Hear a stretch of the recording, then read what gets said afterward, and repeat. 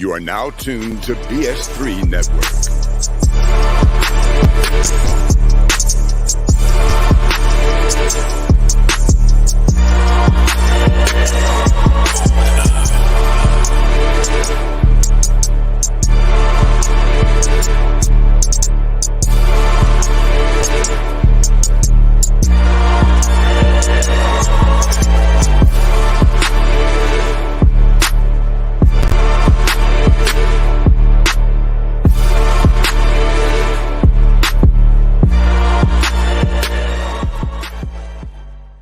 All right, welcome once again to the forecast. We review movies, films, documentaries a completely different way, for different perspectives.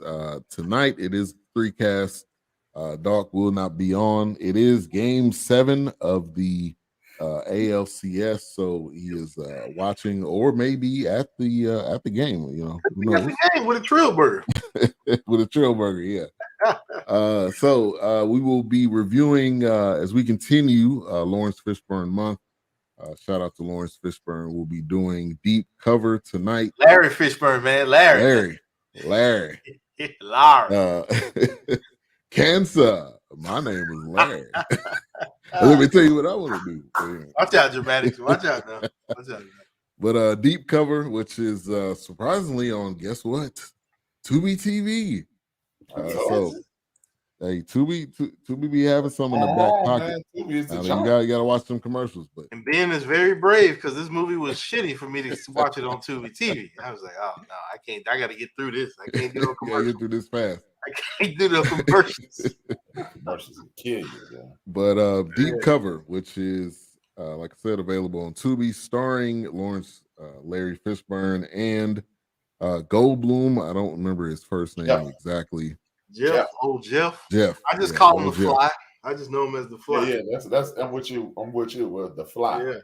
Yeah. Or most recently, he's apartments.com spokesperson. Oh yeah, the spokesman. I mean, and his quirky kind of comedy, I think, was nice in this. He was still the same person. Was he originally stand-up A-Trap, or was he always just kind of in the comedy? I think he was always kind of quirky. If he was, I know nothing of him doing anything with that quirky style of acting, that almost satirical acting. Right. Yeah, because I mean, like I said, I think my first movie of him was The Fly, and then of course it was that the Men Are From Mars, Women Are From Venus movie with it was kind of a goofy movie because Damon Wayans, Jack Nicholson. Yeah. Those little bubblehead cats. Yeah, it was weird, man. Yeah, I mean, I think my first thing I remember him was Jurassic Park. That was the kind of first thing. He was. He's been in several Jurassic Parks. Yeah. See, to me, I think Jurassic Park. When I saw him in Jurassic Park, which this may sound stupid, but I felt like that was a resurgence for his career. But I wouldn't say that's stupid. I would agree. Okay, because I felt like he kind of fell off a little bit, and then all of a sudden Jurassic Park came, and here he is. Yeah, he was back on. Yeah. I wouldn't consider that stupid at all. That would be, I would say that was right on point. Yeah. Because he got stuck in that Fly situation for a long time. He was in there made a sequel, and then, like I said, that Girls Are From Venus, Men From Mars, and then he kind of disappeared after that. And all of a sudden he was back. You know, Steven Spielberg had him in Jurassic Park, and I'm like, I felt like that boosted him again. Because they even gave him a Jurassic Park in which he was the star. He was by himself. Yeah. Right. No, I agree. Him and the dude in the original Jurassic Park who played Damien Thorne. You haven't seen him. You've seen him as Damien Thorne, Jurassic Park, and Hunt for Red October. And you don't see nothing else really. Yeah. All right, let's get to the chat real quick. Golden Brooks, I see you with the Avi. Thank you for coming through. We got Anna says, hey, everyone, hope your all week is off to a good start. Hope Ivan is okay. He's fine. He's watching the Rangers, and I heard the Dallas Stars podcast earlier. All right, cool. Appreciate you for coming through. Family, it said it's still Golden Brooks, so Golden Brooks jumping in on the Facebook. All right, side 2. We appreciate all the support. We're live right now on Facebook, Twitter, YouTube, X, or whatever you want to call it. That's Twitter. It's like the Sears Tower, like the Sears Tower in Chicago. It ain't never gonna be the Willis Tower to me. Right, Sears Tower, man. And we're Sears is anymore. Twitter X, man. Right. Twitter, man. Right. Twitter after dark, man. And we're live on the End of the Bench Media on Facebook and on YouTube as well. So make sure to like and follow and subscribe to all of those platforms. All right, so Deep Cover, 1992 film. David Johnson, which is Jeff Goldblum, is the biggest drug dealer in LA, and Russell Stevens, Larry Fishburne, is the undercover cop, and he gets undercover, deep cover, obviously in the term. I think he gets very comfortable, but he's definitely having some conflict because of his father, which that'll be a good introduction. Good old Glenn Thurman was in this too. He was just picking up where he left off on Cooley High. Right. Fast forward, and he got a kid. Like, don't do this, man. Don't do this stuff. But that opening scene, and I'll say this: as soon as I turned it on, I'm like, is this movie just slow, or is something wrong with the movie? And that was just the opening. Hey. Maybe that's a Bill Duke thing, because I think we did another Bill Duke movie, and his opening was kind of slow, long and slow. But I think that was kind of the times in this era of just like long intros. Man, that was the thing in the 90s. You had half the credits in the beginning in the intros, but then you had just as long at the end. So I think that was just the thing in the 90s. Yeah. What were you thinking, A-Trap? I see your face. I didn't think it was. I dug it. I mean, I like when you tell a story like that and you back map it. I like that. You understand. What they call these days the origin story. I like that. Yeah. I mean, it could. Y'all could be right. It just could be something I was raised off of. Like, I'm one of the few weirdos that like the original Incredible Hulk movie. Oh, that was great. No. The one that most people hate. The one with Eric Bana? Yeah. Oh, I think he did good in that. Yeah, most people hate it. Really? I think Eric Bana did great in there. I was like, most people hate it. I'm one of the because I like the fact that they back mapped it. You know what I mean? Right. Yeah. Because they showed him as a scientist. Mm-hmm. They showed him how he got started. Yeah, but shout out again to Bill Duke. This is the second. I don't know. We might have reviewed other Bill Duke films. We just didn't know, but this is the second one. I don't think so. I think just Hoodlum and Deep Cover. This is these two. Yeah. So we got some clips tonight. I did not tell the co-host, so when we play those clips, we'll discuss some of the horrible acting and one-liners that was in this. So it starts off Cleveland, 1972. Glenn Thurman says, "Yeah, man, you my little nigga." When he said that, I was like, "You mean your son?" He was like, "Nah, you my little nigga." I must have gone to the store for a minute. He didn't say what he was really going into the store for, but when he had the gun, obviously he was thinking, "All right, he about to rob the place." But man, got his back blown out. Not in the upturn. Not in the good way though. Not in the good way. And dudes shouldn't be getting their back blown out. Is that a good way? I was like, wait a minute, is that a good way?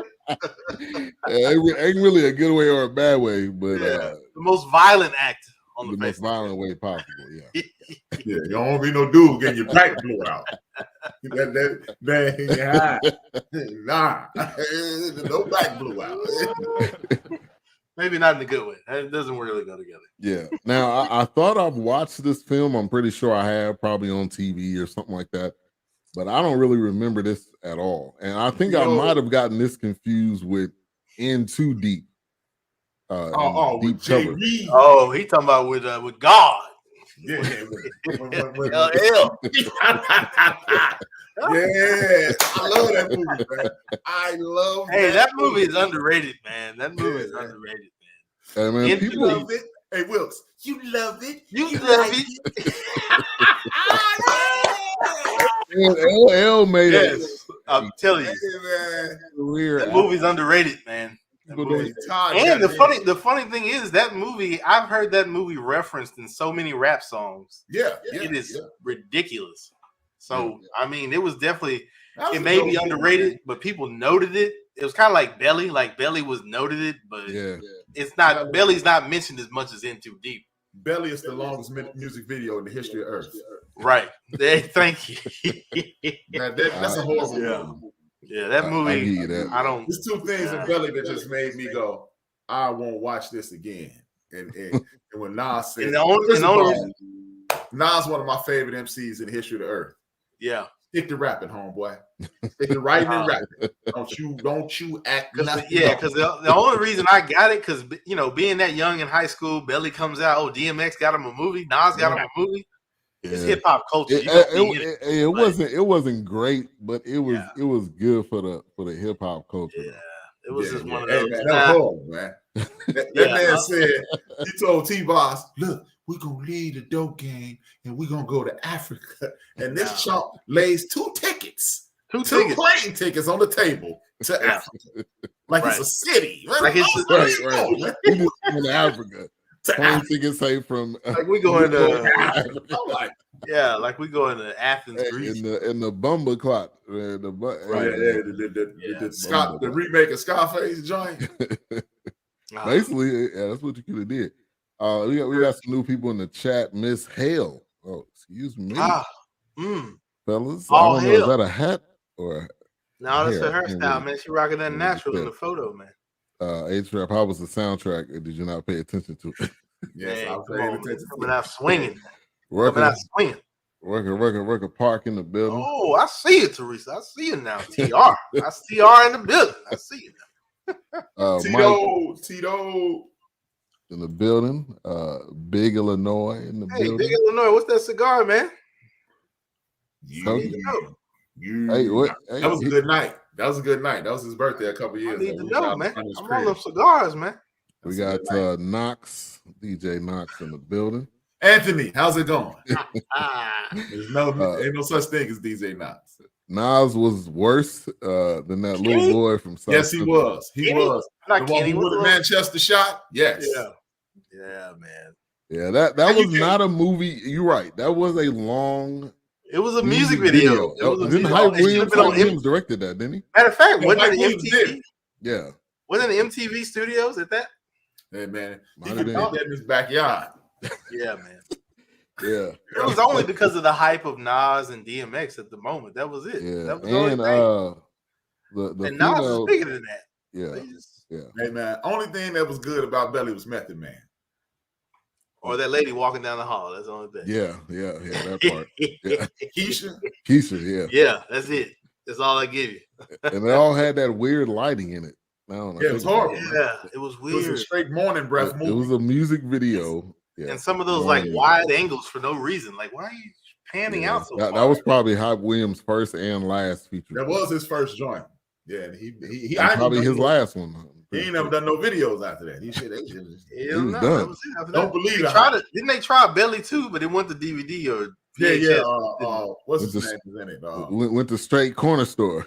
Man, he should have went straight to the crib. So straight to the corner store shelves. Yeah. All right.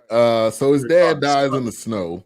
And let me ask y'all this: did y'all like the narrating of this film? Yeah, hey man, I love this narrating. I didn't mind the narrating because it reminded me of which is an old movie. It's actually got Forrest Whitaker and it's called Ghost Dog. And RZA does the soundtrack, and he and Forrest Whitaker narrates the entire movie. So it gave me that feeling of Ghost Dog. Talking about bad movie. Yeah. I ain't seen that. You know how y'all feel about Pootie? No, don't worry. Don't watch it. You good. This is y'all. That's my Pootie. Like, yeah, Ghost Dog. The funny thing is, that's my Xbox Live name because growing up, for whatever reason, I don't know why. I guess when I was a little heavy set and I didn't have my gray hair going on or whatever, I was literally sitting at the bar one day and this guy said, "Hey man, I don't mean this in defense, but anybody tell you like Forrest Whitaker?" The funny thing is, when I was in the 5th grade, somebody said the same thing. And I'm like, I don't see it. In the 5th grade? Dude, in the 5th grade, man. And then when I was at the grocery store, dude, I'm standing in the grocery store checking out. I'm standing at the grocery store. This girl says, you look like Forrest Whitaker. I was like, no. Do you think I would be in line at the grocery store? Yeah. Nah, Forrest Whitaker got people to go to the grocery store. Michael Parsons I used to get it all the time when I was a little bit more heavy set. I used to get it. Michael Parsons said he was at a farmer's market just sitting there eating. And the lady said, "You're not Michael Parsons. He wouldn't be sitting here." He was like, "Yeah, he wouldn't be." Yeah. So, man, I used to get it all. So my buddies, my good friends, they said, so Ghost Dog just kind of stuck. That was just one of the things. Yeah. Off topic, we got the Rangers in 6. Rangers got to get it. Right? Hey, Rangers got to get it. It's 8-2 right now, bottom of the 4th. Hey, Rangers got the squad, man. They got to get it. Yeah. Ready to kill somewhere crying. About to say, you might be in the corner somewhere. April Showers, thank you for tuning in. Cats always say I look like Big Worm. That's what I was just trying to say. They said, really? We used to call him I don't see it. You talking about Faison? Faison. Hey, when we were younger, we used to call him Rock. Really? Wow. Nah, you don't look like neither. You don't look like neither to me. Trust me. The junk got his hair shaved. He looked like.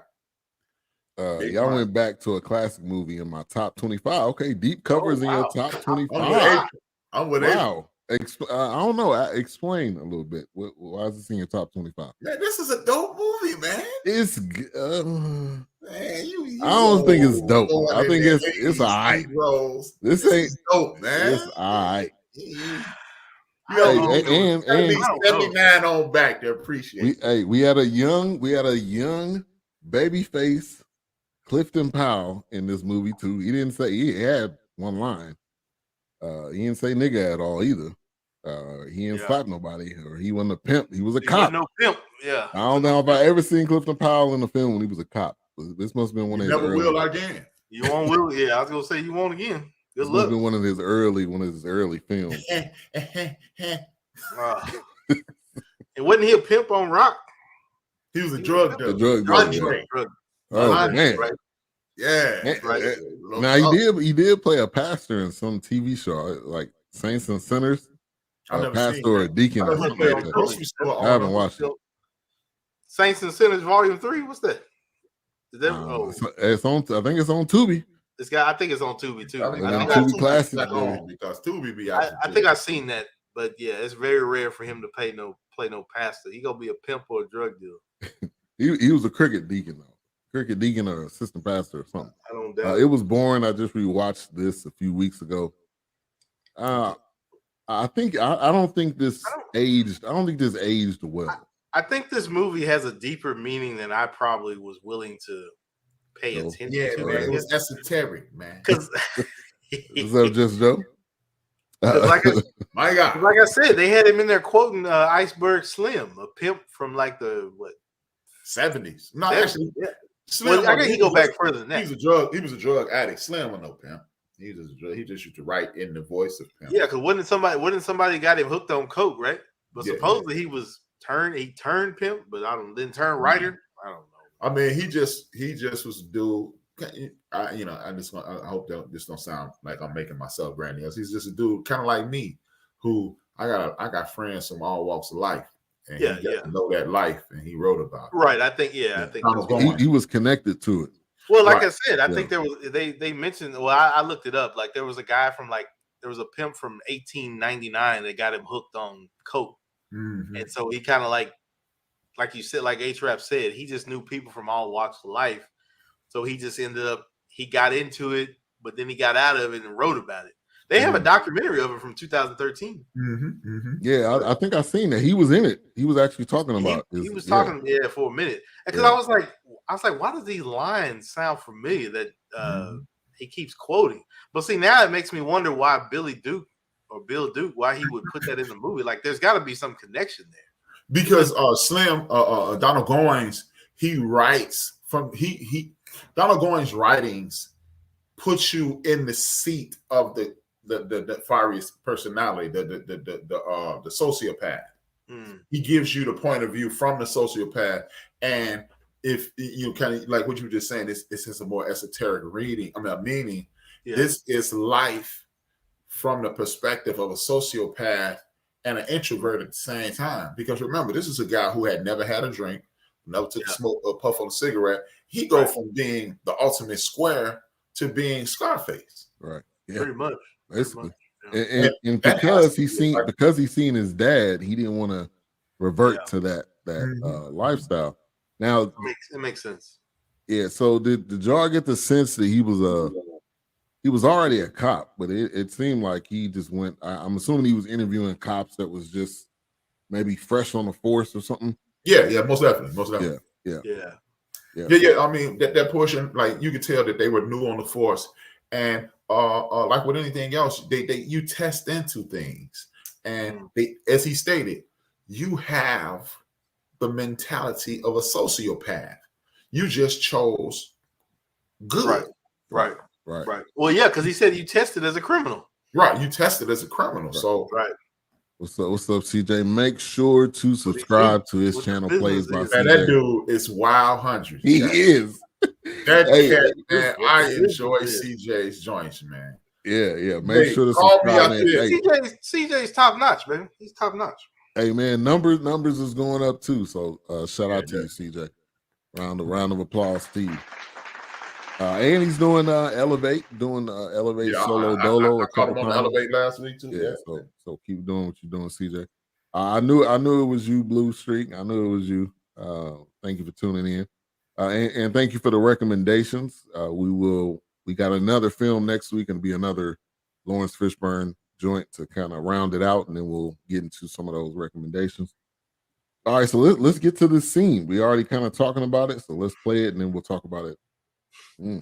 That look on his face was like, I got me one now. I got me. So I have to say, and I'm going to have to jump fast forward. Was this just really an interview for somebody that would hush up? Because he said the state was the one that was kind of allowing the drugs into the country. So were they just looking for a puppet? Yes. Yeah. You have see it's like a counter. You will appreciate this. Well, you may appreciate it too, Ben. You know, I'm not saying that you would, but it's like a counter COINTELPRO. Yes. Yeah. Instead of infiltrating black organization, you are infiltrating the hood with somebody that looks like right. Well, we saw that. It's more believable when he's doing it than if they had like Judas and the Messiah. Yeah, right. Exactly. It could be a J. Edgar Hoover tactic. I know that sounds terrible, but that's what it is. No, it ain't terrible. It's definitely a J. We've watched it in numerous documentaries. Who killed Malcolm X? Judas and the Black Messiah. I mean, I posted something in my reel today that said it was so many FBI agents in the Black Panther Party that they were snitching on each other. Right. Wow. They were literally lying on each other. They'd be like, yeah, I saw Ben doing this. And then you'd be like, I saw Wilkes doing this, and Wilkes, I saw H-Rap doing this, and all those work for the FBI. Yeah. Man. Yeah, because like he said, to H-Rap's point, when I was watching that documentary, I think maybe, I don't know if we reviewed it, maybe we did, but it was they said like it got so big that we couldn't keep up with who was joining. Like we had no trace of who was joining. We were just allowing people in, and if they were willing to feed the community, we let them feed the community. And honestly, if we saw their face once and we didn't see them again, we don't know where they went, but we could not keep track of those people. See, they said, man, on God, I would have acted like a nigga that day. Hey, well, one of them did. One of them did, yeah. The two tall. They acted like a nigga. Yeah. Oh, yeah. Pretty much. Yeah. But I felt like that was that was like kind of a foretelling scene, obviously. That the guy that was the calmer, the guy that was more what they wanted. And they They kind of got exactly what they wanted with Fishburne. So pretty quickly, everything moves pretty quickly. He ends up moving to LA 2 weeks later, and they're like, "Yeah, this is what you're gonna do." And he was a little hesitant, obviously, from the background that he came from. If you go back to the beginning of the film, but it's a movie, so obviously he had to be the one to accept it. But they pretty much got what they wanted. He ends up moving to LA, getting that spot.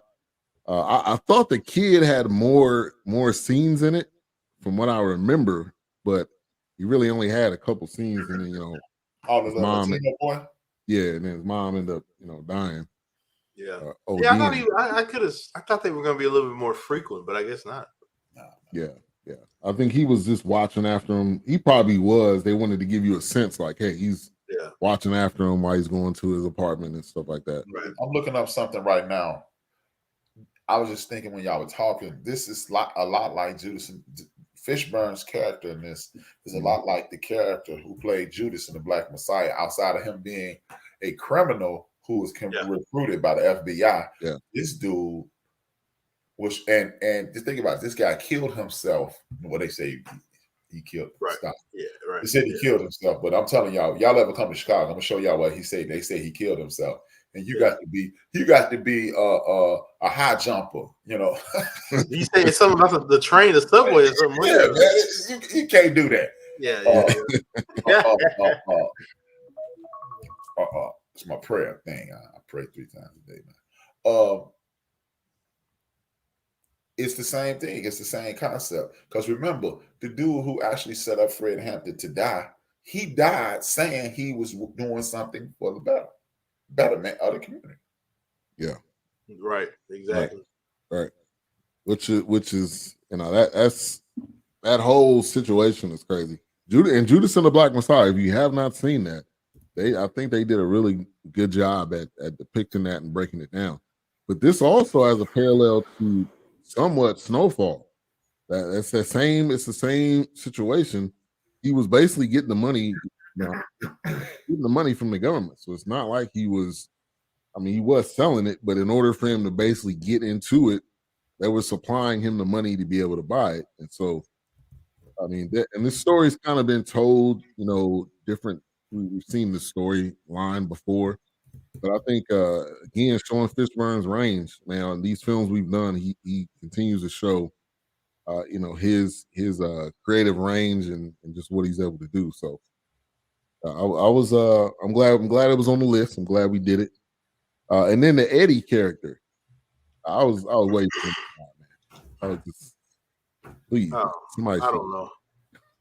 I love Eddie, man. Not Eddie Winslow. No. Eddie Winslow. Because when that dude said, "Hey, a prostitute goes to court," and the judge said, "Are you an Indian?"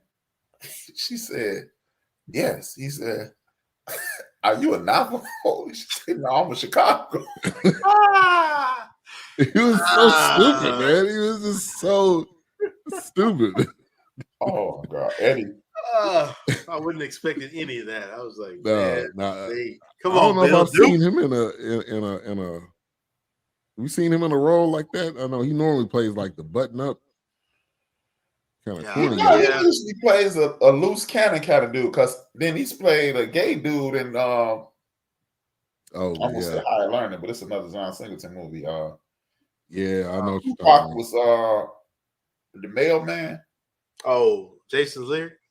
No, Poetic Justice. Poetic Justice, same thing. Yeah. Same difference. Inkwell, all the same. Yeah, all of them. All of them. All of them. Yeah. Boys in the Hood, all that. It's right in there.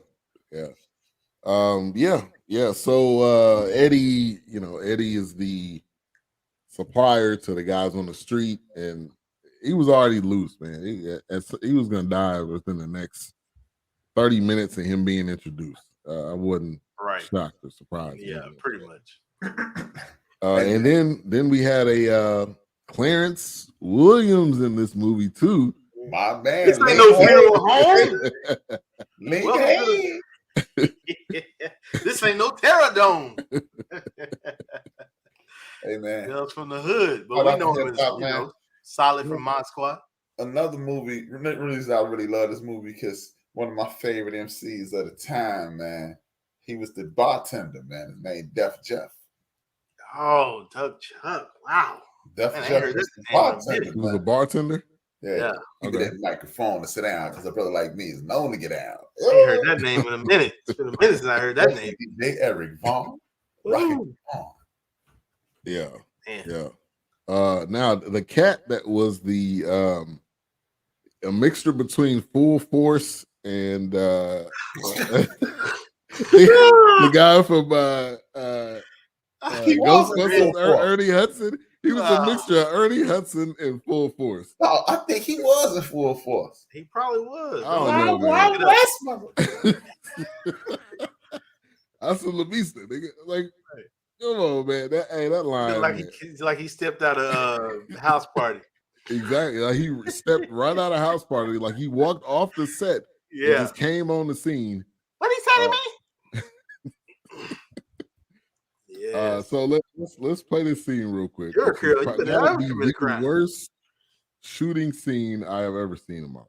But besides Menace to Society without drinking your juice in the hood. We've seen him and stuff too. But yeah. I never noticed Kane until that very moment. Yeah, hey, that was Ernie Hudson. He was in there. That was the scene where they shot him in the back. Remember he running down the alley?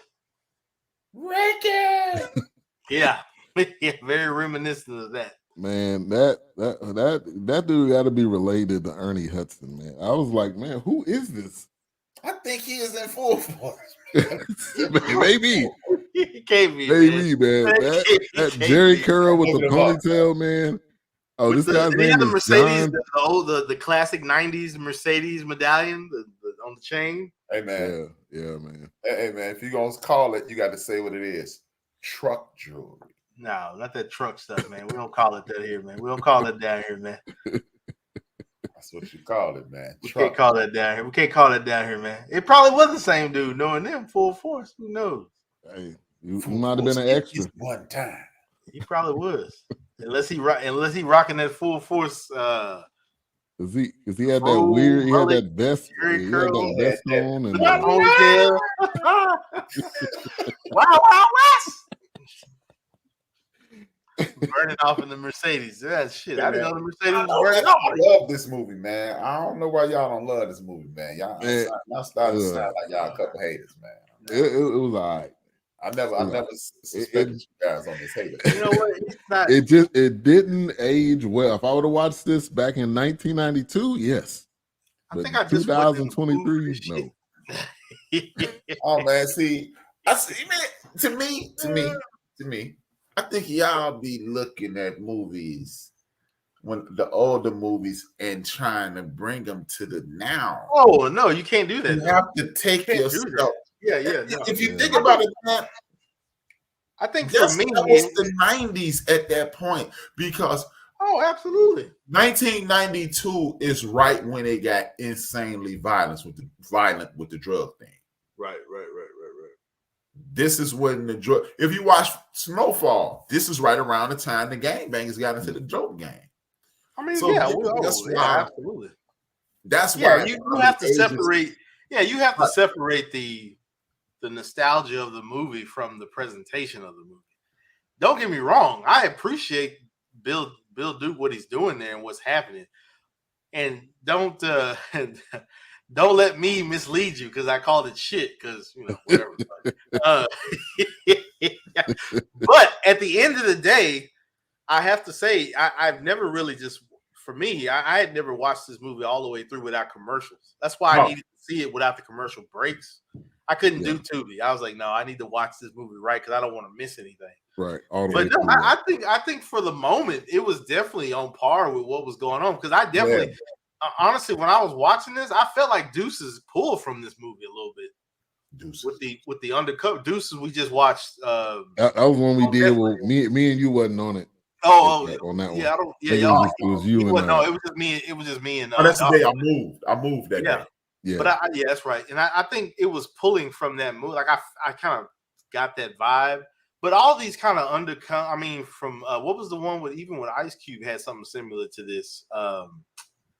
Not Ice Cube. Ice-T had a movie kind of similar to this where he went undercover or something like this, or he wasn't undercover, but he was playing that narcotic that when they were in that warehouse. Yeah. He had something kind of similar. It was just that time, and it was just that era, like what was happening. Like you said, and like you said, it's that drug epidemic. It's that war on drug, all that. I mean, it's definitely in that same vein. So I mean, I can appreciate it for that. Absolutely. Yeah, I mean, I appreciate the film, but Felix Barbosa just didn't look. But he didn't look like a drug dealer. I mean, he didn't look like like that era of you're expecting like a scar. This dude looked like a science teacher. I think so. Ben, I have to disagree because I think so. Because as big of a fan as I am of Miami Vice, if you look at how the drug dealers dressed and how they looked in that, Felix had this. I mean, the double-breasted suit. He was a drug dealer on Miami Vice. That's what I'm saying. He was even Clarence. That's Julio Fuentes from Sanford or something. Yeah, he was a drug dealer on that. They had that L.A. Cocaine cowboy, Miami vibe, that Latin America that was up. Well, it's Philip it had that New York. Yeah, that New York. Yeah, man. I think it definitely embodied that. I mean, man, that's just what it was at the time. And like I said, me being a fan of Miami Vice growing up, watching it with my granddad. I mean, I think Felix pulled it off. Now, how quickly they offed some of these drug dealers, I was a little surprised. But I guess because I don't know, man. God rest his soul. His homeboy I grew up with, he came short on one package, and they took him out of underpass and threw him out the van. Man, one I mean, they would. I mean, because it was like, you short, I'll kill you. Like, pretty much. Like you had too many chances. Yeah. Oh well. I mean, look at Trading Day. His name was Uville Reed. Who was the fat dude that was like, no, Felix, don't do it, Felix? That was too much. They didn't need that guy. Yeah. It's like he was like. It was like, hey, from Rocky. We'll give you a job. Gay sidekick or something. Like, what are you doing? It's like, please, this is my birthday. I wasn't feeling that at all. I was they could have cut him out. You know what it was, right? It's that typical look after your brother. You know, because your brother's not smart. They're gonna beat up on you. It's that kind of thing. Probably felt sorry for him. Gave him a little piece of the company. You know how it is. That dude, because he ends up hanging out with Fishburne in the end. Yeah, right, because once again, like I said, look out for your brother. Well, they all dead. Fishburne gonna feel sorry for him. Take him in, you know. Fix his role. That's one role I just didn't. I'm like, why is this dude in this movie? Yeah, I didn't get. Right. But I think I agree with you, Wooks. I think he was more like a overseer or consultant or advisor. Absolutely. He wasn't really doing. Yeah, he wasn't really. They wasn't listening to him either. So it wasn't like. Yeah, and then when they started playing Hot Hands, which I didn't know that was like, you made it seem like that was ain't hit nobody that hard, man. Yeah, they made it seem like that was like a Jewish game or something. The way he was talking to them. Well, you ain't playing Hot Hands that hard when your knuckles are bleeding. Unless he was punching them in the nut. If he would have hit me that hard, they'd have killed me that day because I'd have been like. I don't know who's slapping somebody that hard though. You finna bleed though. I don't understand. Yeah. I mean, the dude was like bandaged. Yeah, come on, Goldblum. Come on, man. Get out of here, man. They didn't respect him. They made him man. Basically, he just looked. He walked away like the this. Worst. Yeah, he walked away like this, and he was kicking stuff. As he was kicking stuff. As he was man said, "I want my cake too." Yeah, but he did have that quirkiness, which was what he's known for. I think that added a good feel to it. But for some reason I thought he was like a real estate agent or a businessman, but he really wasn't. He was just in the drug game. That was it. He was an attorney though. Remember? He was right. He did. You're all right. He did. Yeah. Remember, he got him out the place. He spent $5,000. Right. Yeah. Where that kind of pretty much came from, wasn't it? Ice Cube kind of. Ice Cube. Okay, it was Ice Cube. I was gonna say it was Ice Cube. Well, he was in that movie. Yeah. And see, this is another reason you kind of like. Well, I don't know why Big Illinois don't like it. We don't have to rap about it one day. But another reason, this is the everything in my youth at this point, at that point between 1986 and yesterday, it's kind of centered around hip hop culture. You were happy. I can remember being happy anytime they made a hip hop reference in anything. So him saying Ali 5000, you like, we in. It was nostalgic. So maybe that's why I kind of did it, because like I told you, I was, hey man, I'll not say this on I mean, it was real quick. I mean, to H-Rap's point, the nostalgia is definitely there. I mean, even the red Benz. I mean, the red Benz. Right. Off. I mean, red was the color you in a Benz. If you got a Benz, I mean, you doing it. I mean, if you got a Lincoln Stretch, you doing it. I mean, you got trench coat. I mean, you just. I think to H-Rap's point, that 90s nostalgia was definitely there, and LA being put on the scene as far as rap and the drug. What they were trying to do that there, and Compton and Watts. Right. I mean, all the LA riots, And that's the summer of Dr. Dre. Yeah, this movie started Death Row. Yeah, pretty much. They did the soundtrack, right? They did the soundtrack. Yeah. So this movie introduced us to Snoop Dogg. He was Snoop Donkey Dogg at this point. Now, was this around the time when he had that court case, the murder? No, that was a little bit later. 4 years later. Okay, that was later. A little bit later. Yeah. No, Ben, this is the first time we ever saw Snoop Dogg. Okay. Yeah, pretty much. Because I was kicked off his whole career. Because I remember the soundtrack more than that. When I think about it, more than I really remember. Yeah, Deep Cover. I think Deep Cover got recognition for the soundtrack, and then, like I said, Into Deep was quoted most of references. But yeah, I think Deep Cover got known because of the soundtrack. I think that's exactly what it. Even though, like I said, it was in the height of LA, the drug scene. Things were going on in LA. But Deep Cover definitely is a significant, even though we think it may have aged terribly. I mean, that's just me. I don't think so, but I think it's definitely a significant movie. I think it's definitely something that, like I said, it represented that nostalgia of the time. And one thing that did, unlike most movies, I heard the soundtrack. We know on this one. We know on this one. And that club scene, when dude peed on him, that was the wackest redhead kid song in the world, man. I was like, I forgot. I was like, what? And then he just pushed him. I mean, you pushed him that hard. He was like from the center all the way to the stall. Like, and you go call me a fucking bitch for shooting you? Nigga, you peed on me, man. And you coming at me? Yeah, you did. That was his last words. Right. Hey, boy, if that had been me, Damon Wayans would have showed up from Colors. Then he pumped so much lead and turned him into a pimps. I'm telling you, boy, I'd have empty. I'd have went to jail. They'd have caught me shooting. Right. Right. If he would have called him, you fake ass Ernie Hudson, he would have called him that when he shot him. That would have been funny. I'm not gonna let you run up on me, man. Come on, man. Get out of here, man, with that mess, man. Yeah. But again, we continue to talk about Fishburne showing some more range. And then when he had to kill that cat, that was kind of like almost like his initiation was like, all right, I'm really in this now. Even he was sick to his stomach because he knew. Like, all right, I mean, that's me really showing that I'm committed to this.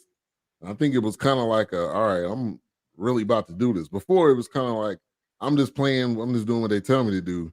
And eventually it was like, all right, I'm just gonna do this that's beneficial for me and them. And you know what? This like I jokingly said it's an esoteric meaning to this, but now that I'm looking at it and I'm thinking about it, it was an esoteric meaning to this. This is, in essence, that's what I said. There's a meaning there. Yeah, absolutely. You know what? Even as I'm watching it again, because I own this movie, so it was easy for me to watch this. I could have watched this 15, 20 more times. But I'm like, wow, this is the introduction to the drug gang, to the urban community. Absolutely. And the you know, I don't want to really say it. You know, the Jewish lawyer, it was stereotypical. The Jewish lawyer, the Latino drug kingpin, forcing dope. And I promise you, it is just coming to mind right now. Yeah. And if Wilkes wouldn't have jokingly said that earlier, it would have never affected me that way. Yeah, because I think it entangles, like you said. If I can muddy the waters between the blacks, the Jews, and the Hispanics, the Mexicans, whatever, I'm gonna keep doing what I'm. Because, like I said, even in the beginning, I didn't get it until we really got on here tonight, and you showed that clip again. Like, are you looking for somebody, a yes man? Are you looking for somebody that you can use? Because, like he said at the end, when he testified. Well, no. Matter of fact, I take that back. When he had him in the parking garage, and he told him, he's like, "It's the state, man. It's the state, man." He's like, so they were just looking for somebody that they could a yes man, and then all of a sudden get him turned out, pretty much, hoping that he get probably turned out on his own material, on his own product, or killed, killed. Right. So then it cleans their hands of it. Yeah, preferably killed. Right. Killed. You did what we wanted you to do, and now you done. We don't owe you nothing. Now we can move on. And honestly, and I think A-Trap would agree, and even you, Ben. I think that is the song today. I think it's the song to find that person, that will be the mortar and don't care if we give you. And then you get so far into it. Now it's the glitz and glamour, but then hopefully that glitz and glamour will take you under. And you don't have to testify. We don't have to worry about you talking because you dead now. Like, you gone. Hey, how about this? Yeah, that girl, Sexy Red. It's the new drug dealer, but the drug dealer is ignorance. The drug of choice is ignorance. Right. Because if I give you money, it'll only fuel your ignorance. 360 deals. Like Jeff Goldblum character said, I know that money and power and women, it gets you off. This is just what it is. Like, that's got you distracted right now. Yeah. So if I can, he's like, hey man, don't worry about it, because he's like, what are you doing, man? Forget this dude. Let's go, man. We got money in this van. Let's get out of here, man. Right. Is this what's holding you back? Right. Ha. Right. Ha. Yeah. There you go. Goldblum walked over like a pimp, bro. He had that coat on. Man. He started off real soft, and towards the end, he became I'll kill anybody. I wouldn't call him soft. I would just call him the consummate middleman. Yeah, I think he already had that edge. I think it's just they finally pushed him, and he wasn't gonna take no more push. He wasn't a guy to get his hands dirty. Right. He became that guy. Yeah, because even when the guy showed up to his house, he's like, "What you doing, man? Don't show up to my house, man. You crazy? Yeah, I'm having breakfast with my family." Yeah. Oh, yeah. Absolutely. And then Barbosa like, I see your wife over there too. Yeah, man. Dude was wild, man. Yeah. Hey, He came a long way from being Julio Fuentes, man. Yep. And he ended up getting hit by that cop car. Oh, that was hard. Yeah. But I think there was a line where Fishburne was kind of talking about what he was doing, and he was like, I started to enjoy it. I'm starting to make money. Yeah. And now I'm in too deep. I mean, trying to get out. I mean, because he even said I had to get another apartment. I had to move. I had to change my clothes. I was dressing nice. My cars. Yeah, absolutely. Yeah, you have to, man. Especially if you're starting to become that figurehead. I mean, and the way he just off the Gallegos like that quick, I wasn't expecting that. No, me either. I thought that was going to drag on for a little while. And Yeah, he was like, yeah, he's saying this right now. He said, no, because if we would have gave him his money, he would have killed us. I know what the deal is. Yeah. Hey, I think, honestly, this opened the door for him to do Hoodlum, because I think he saw that. I think he noticed that, you know what, this character would be perfect if I get him to play the Godfather of Harlem, because the character he played in Deep Cover. So I think he definitely was aware of that, and I felt like that was the setup for that. I can see that. I can see that. Man, he had a crazy run. He had Boys in the Hood in '91. Oh, deep cover. Huh? Hold on, before that, School Days. School Day.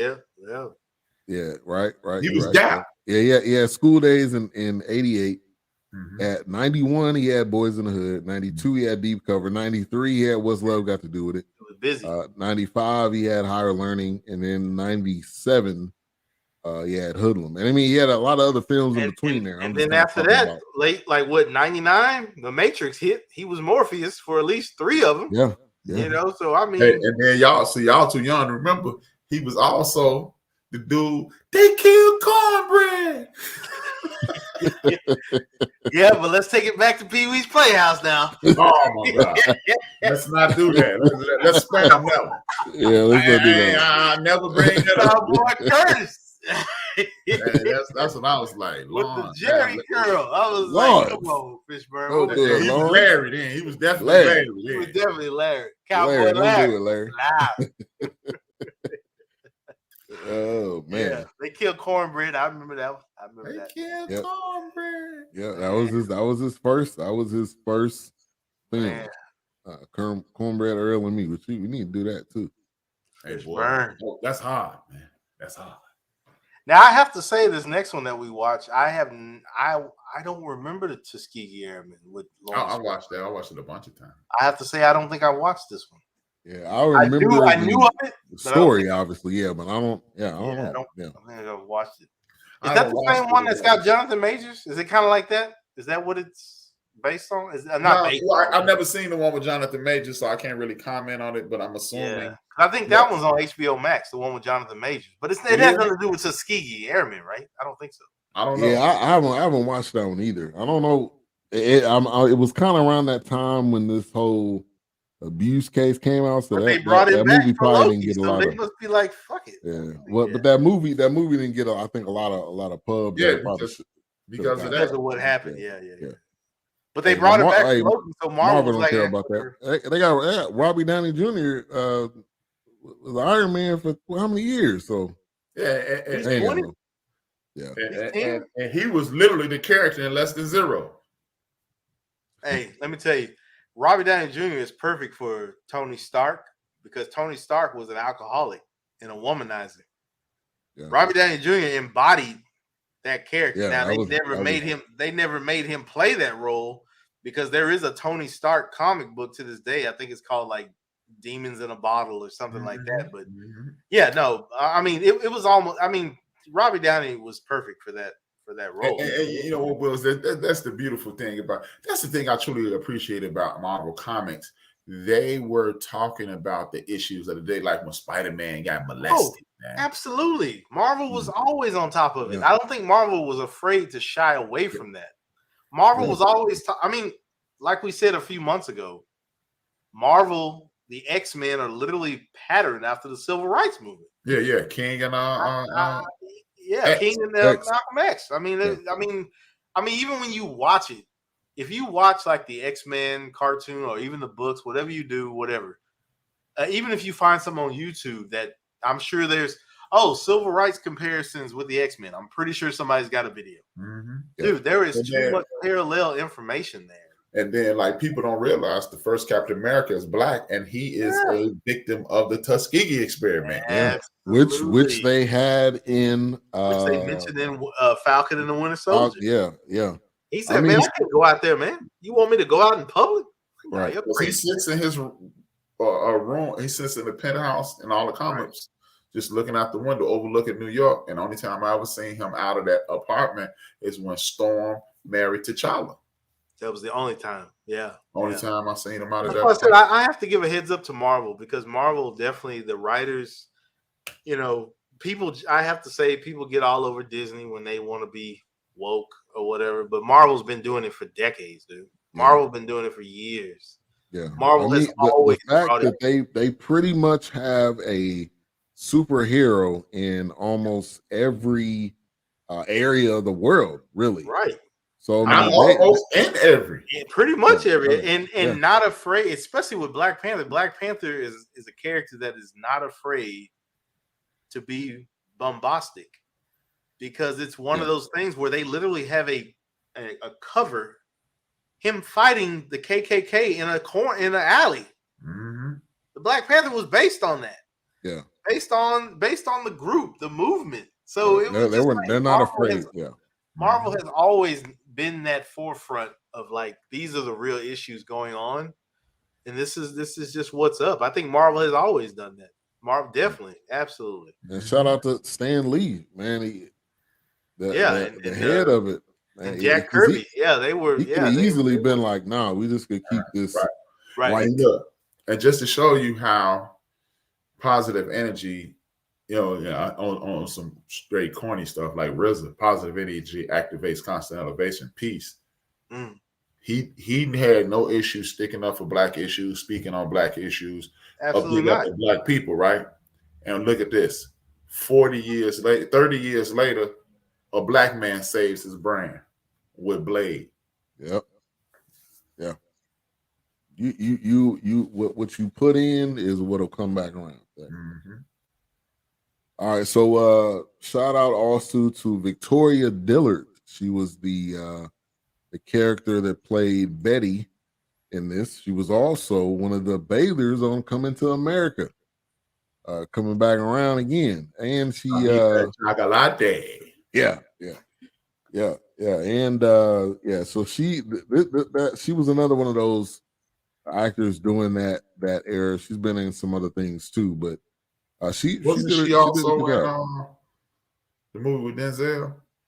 Yes. I don't know what the was that Ricochet. Yeah, he was the rookie. Was he a rookie in that one? No, Robert De Niro was in that one too, wasn't he? Ricochet is with Ice-T, Denzel, and you're talking about what's the name of that? The Fan? 30 Rock. That's the Fan. You're talking about Wesley Snipes and Robert De Niro's the Fan. Okay. 30 Rock, the dude from 30 Rock is the dude. That's right. She was also in The Best Man. I don't know. It says she played Anita, and she was in Ali. She was Betty Shabazz in Ali. Surprised they ain't have Angela Bassett played. That's a role for her. So man, we've done so far. We've done the sci-fi Fishburne. We've done the hoodlum Fishburne. We've done the cop Fishburne. Next week we'll be doing Tuskegee, and we did the funny but not funny Fishburne. And what's love got to do with it? What'd you say? What'd you say you had to make? You eat this cake. So man, we continuing the show is range, and we're gonna take a quick break from one of our sponsors for this month, and then we'll kind of round it out, get to some final thoughts. So today's show is sponsored by Sheer Alternatives, which is a 100% natural toothpaste for bad breath, teeth whitening. It is Black and veteran owned. You can check out some of the products right here, sheeralternatives.com. They have toothpaste, mouthwash. They also have a coconut pulling oil. So you go to the website, you'll see everything they have there. It's all natural with limited ingredients, no fluoride, no additional stuff in it that you don't need. I use it myself.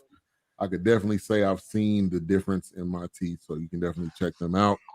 And they're at the Farmers Market. If you're in Dallas or coming to Dallas, you can check them out at the Farmers Market on Saturdays and Sundays. And also you can scan that QR code and be on top of all the products that they have. All right. So let's round it out. We got 10-2. Rangers up, and I think it's the 7th. But let's get to some final thoughts and Mike rating. We're gonna go to A-Trap first. Final thoughts is I'm gonna have to look at this again and look at it from you guys' perspective in regards to it not aging well. It's just one of those things that I every time I turn this on, I get caught up in a moment. Yeah. So, but I will give it 3.5. It's one of my favorite movies, but like a lot of people assume because it's one of your favorite movies, you think it's the best thing ever. No, it's just one of my favorite movies. Yeah. So I'll say it's a 3.5, Mike. And I like the story. And again, we've spoke about it this evening, this is my wheelhouse. This is community exploitation, Black exploitation, the system working against the community. So that's kind of my deal. So that could be why it is one of my favorite movies as well. But, thank you guys for triggering my memories of, making me think as we were doing this, because if Wilkes hadn't said that, I would have never looked deeper. It was just like, it was always one of those things like, yeah, man, the man holding me back. It was just like, I could see what's happening. Because at some point, I got a friend, and I'm going to be quiet. I have a friend who works in government, and he literally told me he had an opportunity to go for the FBI, and then he was going to go with the DEA. He said, dude showed up in an Air Jordan. He showed up in a jersey, some jorts, and laid a big gun on the table and said, you can, you're going to shoot somebody, you're going to sell drugs, and blah, blah, blah. Yeah. So he was telling them. He was just telling them. That's what you're going to do. That's what you're going to do. So he chose another route. So, it's just one of those things, man. And it does make you just wonder about, how do you do this job? Yeah. Because I mean, it was killing him, and then at the end when he seen Clarence Williams killed, it was kind of like he snapped, wow, this dude was actually this dude was looking out for me, and now he's gone. I think he related it to his dad. He had some parallels. Yeah, I was gonna say, I'm sure he related it to his dad at that moment. It's like, man, if I could save him, and maybe there's some redemption. But of course, Goldblum, contributing. I mean, the stuff he was saying. Yeah. Yeah, that line right there, man. That was a little suspect. But I think he acted like he was ignoring it, but he was the only one that really seen him for who he really was. Nobody else really did. I think Goldblum seen him on one side of his that woman seen him too. Yeah. Oh, absolutely. Yeah. I think he knew that too. I think he knew that. Yeah. He gonna always keep the honeys though. Right. Yeah, he only had that one. He only had that one. I'm clean. I ain't got AIDS. Like what? Hey, I didn't even ask you. I didn't even ask you if you had AIDS. Well, hey, man, go together. I'll be your girl. Like, wait a minute, hold on. You were just yelling at me, man. Yeah, y'all got to realize that's a year after Magic Johnson. Wow, yeah, that's true. Wow, I'm telling you, it was going with the comedy on there. Yeah. Hey, I got a homeboy, man. He smashed the chick raw the night before Magic Johnson made the announcement. That man called me the next day. Joe, you got to come over here, man. I'm like, what? Man, B, come through, man. I'm like, what you want me to do when I get there, man? And then I'm like, you can kill somebody. I got a wish good man. Because we used to say when you were a condom, we was like, man, I splashed last night, man. Magic got there. Right. I was like, man, what? Did you smash a chick in LA?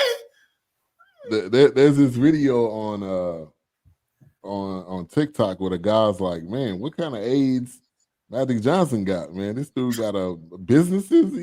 He must got financial AIDS. Right. Anyway. Hey, man, Magic is the healthiest HIV dude ever. Really. Ever.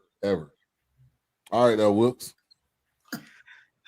Well, my final thoughts, I have to say, I gave this movie a hard time, but really just kind of especially in the beginning with the police officers, and like I just notated earlier, I didn't pick up on it then, but I picked up on it tonight that they were pretty much picking somebody that was a yes man, so they could put him in place, and hopefully he get killed and he don't get too nosy, and then we can keep a rein on him, So just the nostalgia of the movie and the setting and what was going on in that time outside of the movies, because once again, those movies were imitating life pretty much. Yeah. So what was really going on, especially in the 90s, especially after Reagan, early Bush, Clinton period. I mean, R&B, man. That's just the R&B era. Yeah, R&B. I mean, hey, man. R&B. Reagan and Bush. Reagan and Bush. Yeah, definitely. Yeah, it was. He was the vice president. Reagan was the president. I mean, it was one of those things. So that's a 12-year period Yeah, so Black yeah, women definitely. in the behind. I mean, they were just playing off of what they saw and writing off of what they've been through. So, and I know I misjudged the movie this morning today. It's kind of like, oh man, what is this shit? This shit is garbage. So But it'd be great. but no, I didn't really have a rating for it because I remember this movie, but I was like I said, when I saw this movie, it had commercials, so there was a lot of breaks. There wasn't like continuations there, so I have to give it I have to put it at maybe 3.5 mics. Okay. It could be a 4 just because of fair. the era and the time, like what was happening. The Dare movement, if that was even a movement, I don't. A-Trap, correct me if that was even. I don't know. Yeah. All that. The posters were everywhere, and Nancy Reagan was trying to do her thing, but whatever. Nancy Reagan in the face. Yeah, Yes, sir. Hey, she gone, Right. man. You got to open up her casket. Good. I still do. Can we Shout all out to Mr. Slimeball. Who riot? Hold on, who Mr. Slimeball? Me. Oh, Slimeball. Wow. No, That's really my thoughts. It's a long story. Yeah. I mean, for me, I felt like it was good. It was good. I don't think it aged well, but I do think it definitely has that deeper meaning, which everything we watch has that. And to me, I'm wondering if you were, like you just said, A-Trap, if you're joining the FBI, was this basically your role? Was it like you're gonna be an informant, or you're gonna be somebody?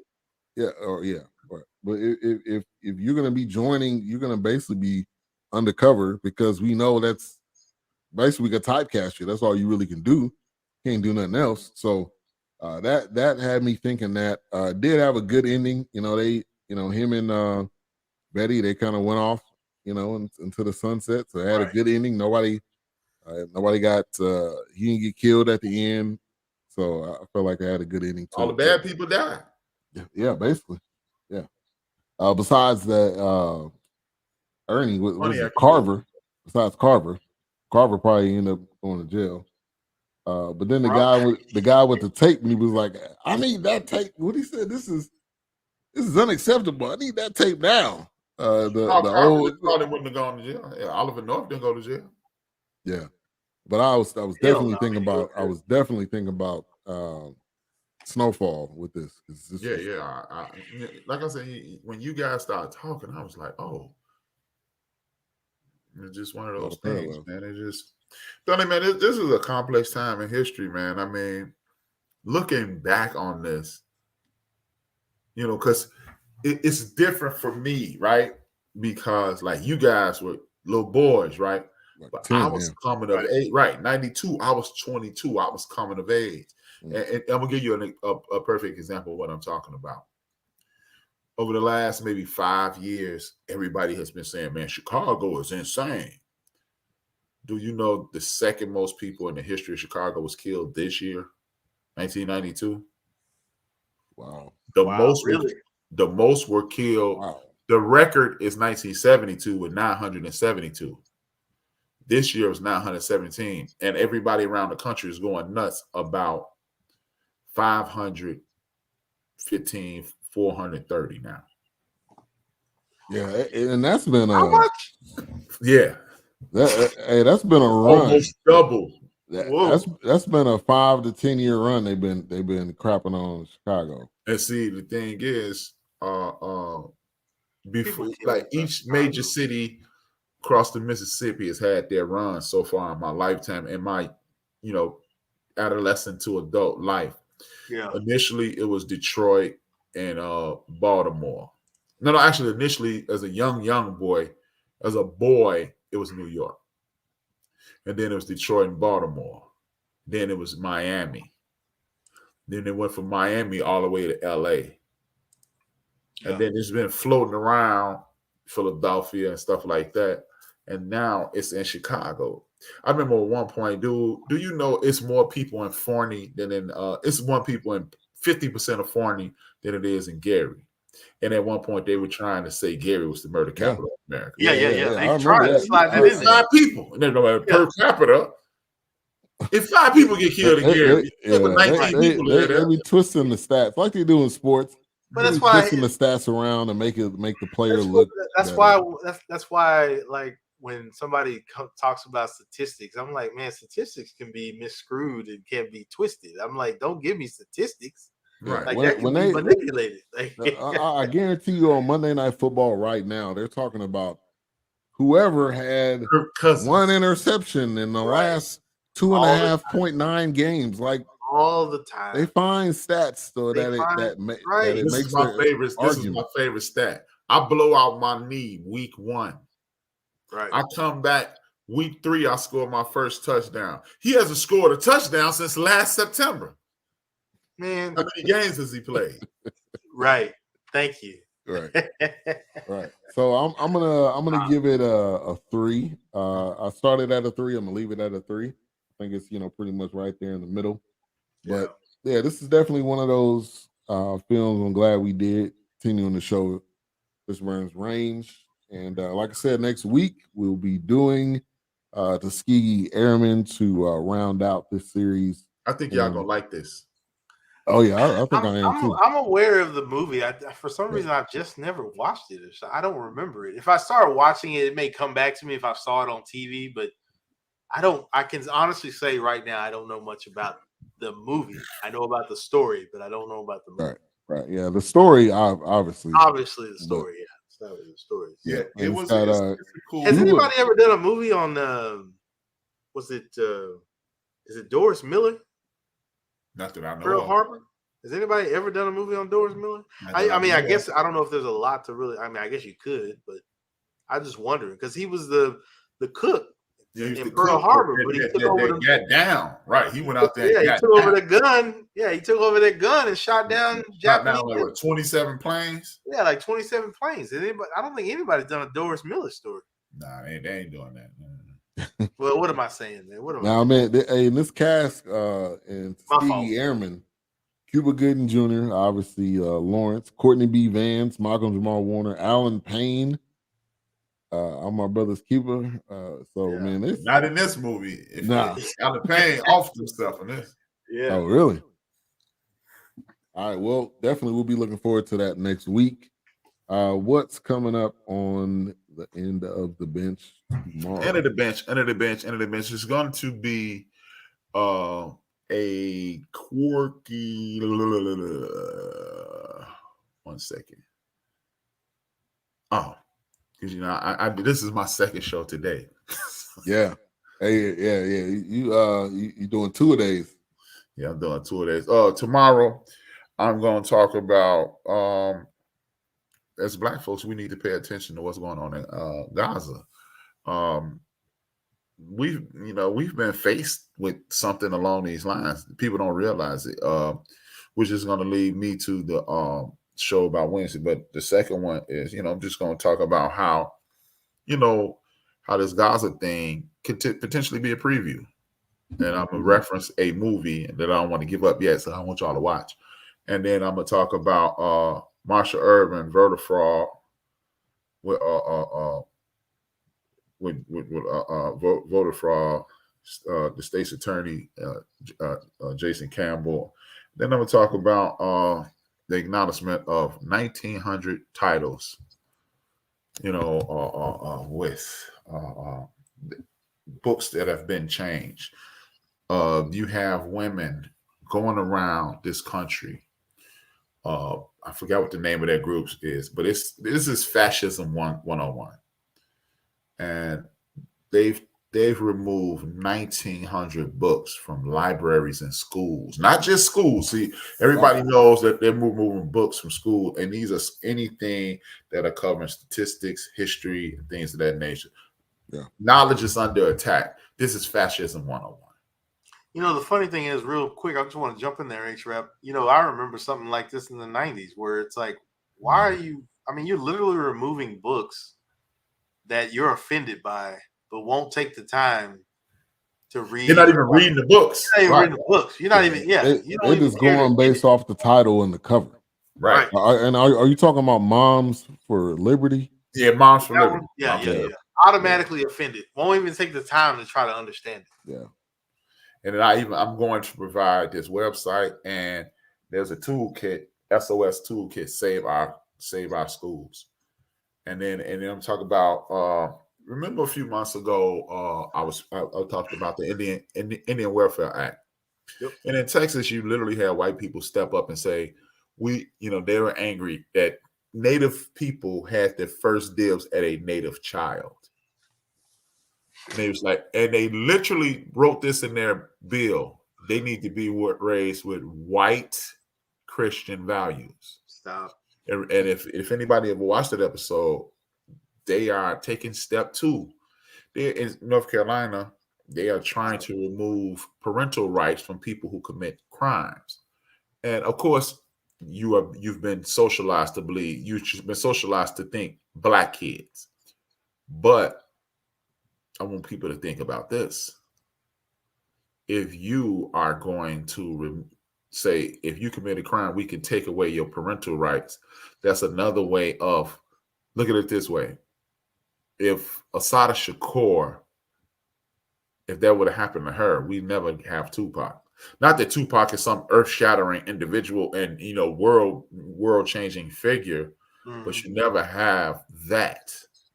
Yeah, you would whitewash the world, and this is phase 2 of basically indoctrinating a mental state. And Wednesday, me and Mo, we're going to cover that movie. I need y'all to tune in tomorrow. And it's with Mike Africa. And okay, please, I'll give y'all the movie, but I want people to tune in tomorrow because I'm gonna give a preview of the movie. Because I'm telling y'all, if y'all don't know about this movie, I'll just tell you, forget it. It's called 40 Years a Prisoner. 40 Years a Prisoner. Yeah, it's on HBO. We reviewed that. Yeah, we reviewed it. Early We on. reviewed that, didn't we? Yeah. And we're going to talk about 40 Years of Prisoner because people don't realize, like, all the stuff going on in Gaza, right? And people going, how could you bomb a city? Well, y'all bombed Philadelphia. Yeah. Y'all literally bombed people, and these are neighborhood. Yep. A block. Not even a neighborhood, a block. Yep.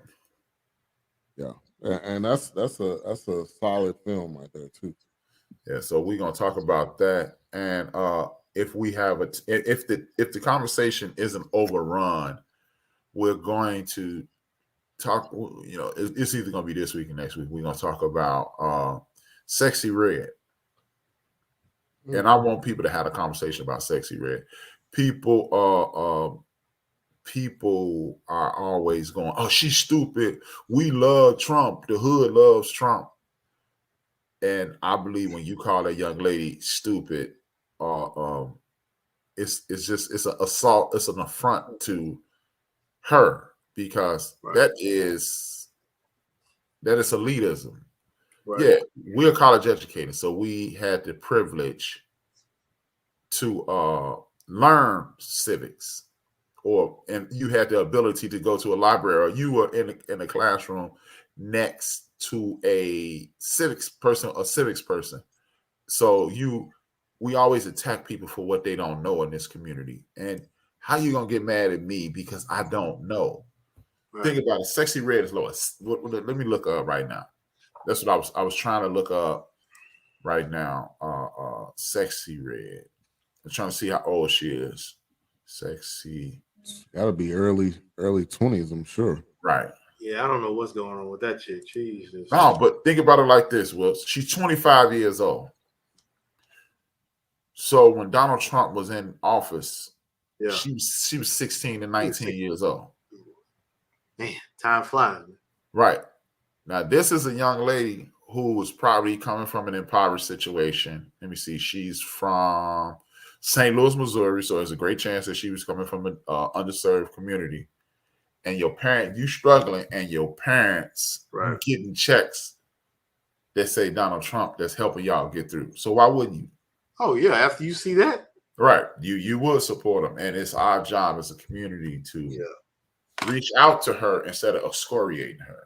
It's easy to go, "You stupid," but no, she's not stupid. She's just looking at her circumstance and her circumstances and going, "When I needed, he was there." Even though he wasn't there, that was a congressional thing. But you don't know that because you've been trained that the president is the man. Yeah, he's the one making all the decisions. Right, and he's the last dude that's making all the decisions. Right. So, how you gonna say that? How you gonna call? I'm not talking about you, Wilson. I'm just saying. No, I know what you mean. Yeah, no, obviously. I mean, if you don't bite the hand that feeds you, right? Right, and that's what it is. And if you don't know, you don't know. Exactly. Right. But somebody has got to point it out and say, "Hey, you're not 100% correct on that." Yeah, you need to do some more research. But it's always the approach, and I think how we tell somebody they're wrong. And that's the thing, And honestly, to your point, like I said, I didn't know much about her anyway. It was kind of one of those things where people were posting it. I'm, kind of like me, where people were kind of going in on, other artists. And I'm like, I don't know. I have I have no beef against these artists. I don't know these people. I don't even listen to their music. It's just like, it shouldn't be any surprising. We put anybody else on or listen to them. Like, hey, she blowing up. She blowing up. She getting, and who knows? Like you said, at the end of the day, she may flip the script. But it's up to us to help her flip the script. Right. And nobody wants to. They just want to, Yeah. And like, we got a couple things to talk about tomorrow, Wednesday, and we may not even get to some of them. But it's this. I want to say this off air, but it's just a couple things that I'm looking up something right now. I'm trying to get this information before we get off air. But man, it's kind of sad, man, because it's some people, and it's a couple celebrities that I will never support again. It's this one in particular. One of them I never selected to begin with. Whatever, Negro. But this other dude, I'm just like, nah, man. No. I'll never support this comedian ever again. And I really used to like him. I dig him, but like, nah, homeboy. I ain't mess with you no more. Yeah. But knowledge is under attack in Tallahassee, Florida. And the two big things is knowledge and the Gaza thing, and I'm going to play a clip from this thing and let people see, hey, man, we can no longer just be politically ignorant. Yeah. Because I had someone close to me recently say, see, that's black people's fault. They don't want to learn nothing. I said, how could you learn something that you don't even know exists? You should want to know it. I said, but what are you going to look up? Things You're right. Yeah. So, and then they can, AI is making people dumber. It's enforcing stupidity. Yeah. Hey, Ben, do me a favor. Telling you. Your daughter can tell time. And that sounds stupid, but no. Yeah, no, you're right. Because if you buy a watch or you got a phone, you may not ever look at your clock. You may not ever look at a traditional clock to know what time it is. And kids can't. It's not crazy. Tell time. It's not crazy. Counting money. All that. Yeah, man. We got to go through the line at the store, and if you don't know what the difference is, you just got to take all the money out of your wallet and just give it to the person. Right. Had them count it. Right. Like, it's your money. You got to know. So, come on. I agree with that. Make sure to tune in tomorrow, 6 p.m. Central Time, the end of the bench. And tomorrow, I believe there will be a Queen, 3 and King. Not sure on the topic, but it'll be right here on BS3 Network, BS3 TV on Roku. And let's go ahead and round this out. Oh, man, it's always good to, as we say on the west side of Chicago, it's always a treat when players meet. It's always good, man. I really enjoyed Monday. Today I had a hell of a day. It was a lot of fun on air today. Average Joe is the man. This is going to be great. I always have a great time with you guys. Thanks for always, this is fun. And I got, Joe put some more juice in me today. So, man, thank you guys for tuning in on both programs, Hold My Beer Sports and the forecast as usual. As y'all know, it's the end of the month. So if I owe you something, I ain't got it. And you need it, Get it from God. God. Better shut your white mouth. You better shut your white mouth. Your I'm white telling mouth. you. Good night, y'all.